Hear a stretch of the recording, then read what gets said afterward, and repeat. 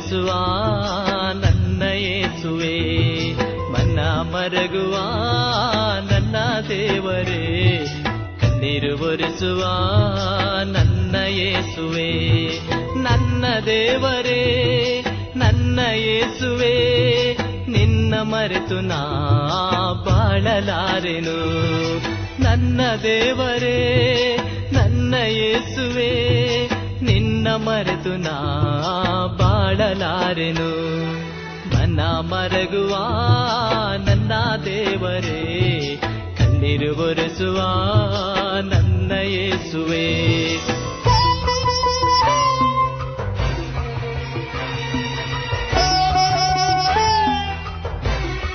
ಕರ್ತನಲ್ಲಿ ಪ್ರಿಯರೇ, ನಿಮ್ಮೆಲ್ಲರಿಗೂ ಮುಂಜಾನೆಯ ಶುಭ ವಂದನೆಗಳು. ಈ ದಿನ ವಿಶ್ವವಾಣಿ ಪ್ರಸ್ತುತಪಡಿಸುವ ನಿನ್ನ ದಾರಿಗೆ ಬೆಳಕು ಎಂಬ ಕಾರ್ಯಕ್ರಮಕ್ಕೆ ನಿಮ್ಮನ್ನು ಪ್ರೀತಿಯಿಂದ ಸ್ವಾಗತಿಸುತ್ತಿದ್ದೇವೆ.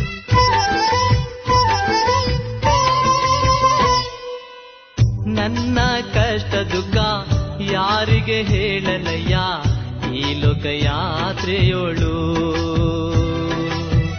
ನನ್ನ ಕಷ್ಟ ದುಃಖ ಯಾರಿಗೆ ಹೇಳಲಯ್ಯ, ಈ ಲೋಕ ಯಾತ್ರೆಯೋಳು. ಹೇಳುವುದಾದರೆ ಏಸಯ್ಯ, ಹೇಳುವುದಾದರೆ ಏಸಯ್ಯ, ನಿನ್ನ ಮುಂದೆ ಹೇಳಿ ನಾಳುವೆ, ನಿನ್ನ ಮುಂದೆ ಹೇಳಿ ನಾಳುವೆ. ಮನ ಮರಗುವ ನನ್ನ ದೇವರೇ, ಕಣ್ಣೀರು ಒರೆಸುವ ನನ್ನ ಯೇಸುವೆ, ನನ್ನ ದೇವರೇ ನನ್ನ. ಈ ದಿನದ ದೇವರ ಧ್ಯಾನಕ್ಕಾಗಿ ಆರಿಸಿಕೊಂಡ ಸತ್ಯವೇದ ಭಾಗವು ಶ್ರೀ ಲೂಕನು ಬರೆದ ಸುವಾರ್ತೆ 10ನೇ ಅಧ್ಯಾಯ 30ರಿಂದ 34ನೇ ವಚನದವರೆಗೆ.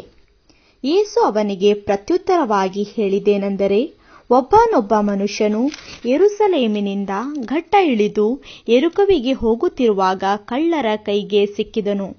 ಅವರು ಅವನನ್ನು ಸುಲಿಗೆ ಮಾಡಿಕೊಂಡು ಗಾಯವಾಗುವಷ್ಟು ಹೊಡೆದು ಅವನನ್ನು ಅರೆಜೀವ ಮಾಡಿ ಬಿಟ್ಟು ಹೋದರು.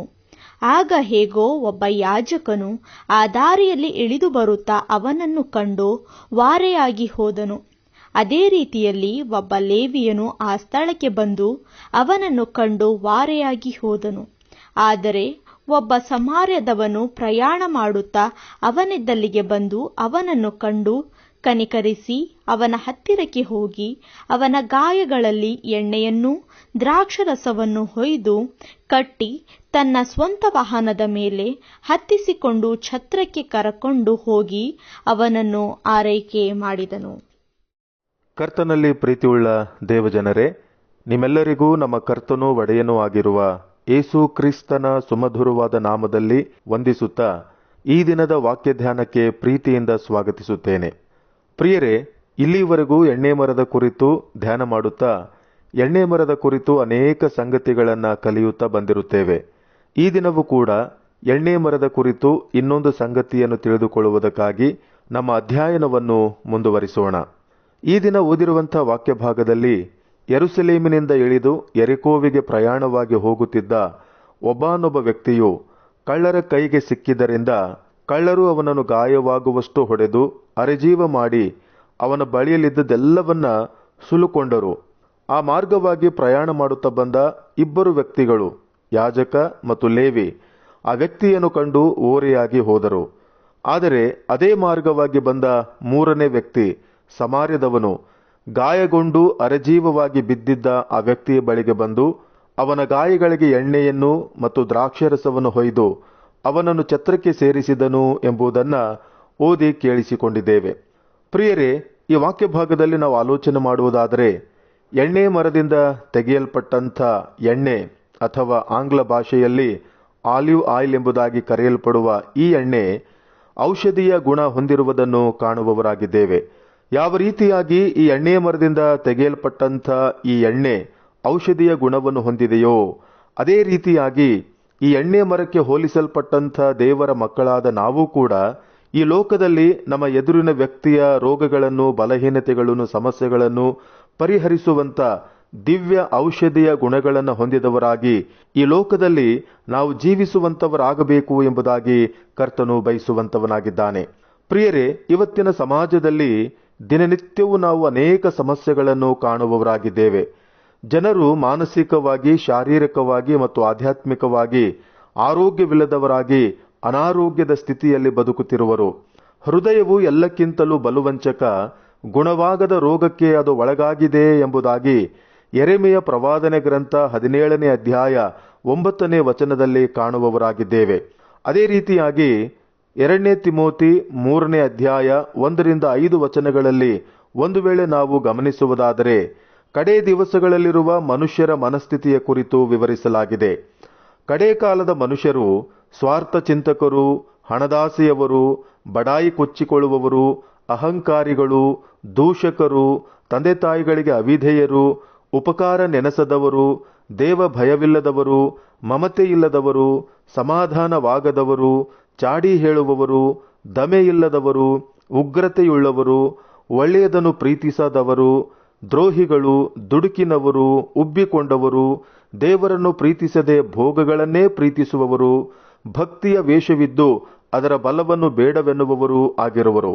ಇಂಥ ಜನರ ಮಧ್ಯದಲ್ಲಿ ನಾವು ಸರ್ವರಿಗೂ ಜೀವದಾಯಕ ದೇವರ ವಾಕ್ಯವನ್ನು ತೋರಿಸಿಕೊಡುವವರಾಗಿ ಹೊಳೆಯುವ ಜ್ಯೋತಿರ್ಮಂಡಲಗಳಂತೆ ಈ ಲೋಕದೊಳಗೆ ಇಡಲ್ಪಟ್ಟಿದ್ದೇವೆ.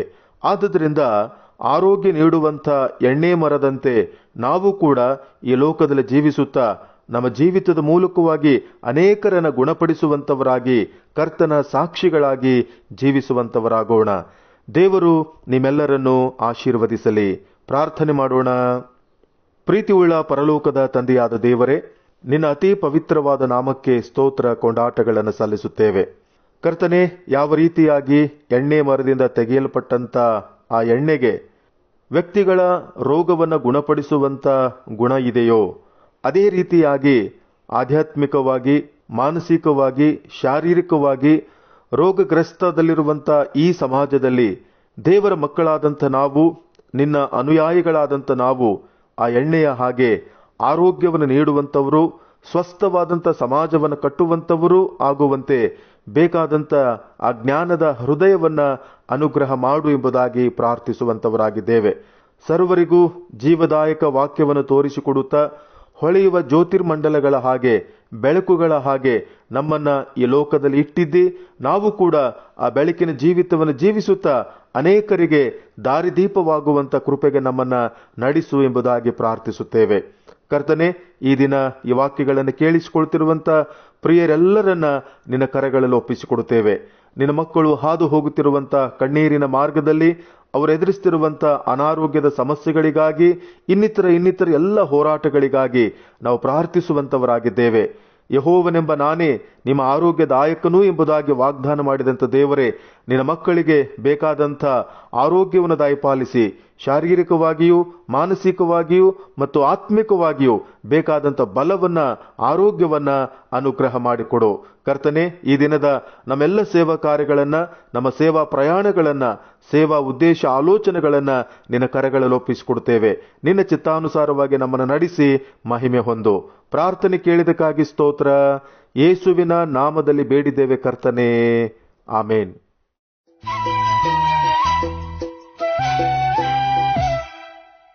ನಿನ್ನ ನುಡಿಯು ನನ್ನ ಚೈತನ್ಯಗೊಳಿಸುತ್ತದೆ ಆಪತ್ತಿನ ಕಾಲದಲ್ಲಿ.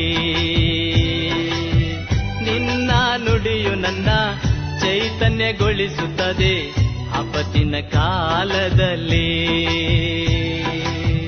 ನನ್ನ ಶರಣನೇ ಯೇಸಯ್ಯ, ನನ್ನ ಶರಣನೇ ಯೇಸಯ್ಯ, ನನ್ನ ಭದ್ರವಾದ ಕೋಟೆ ನಿನಯ್ಯ, ನನ್ನ ಭದ್ರವಾದ ಕೋಟೆ ನಿನಯ್ಯ, ಮನ್ನ ಮರಗುವ.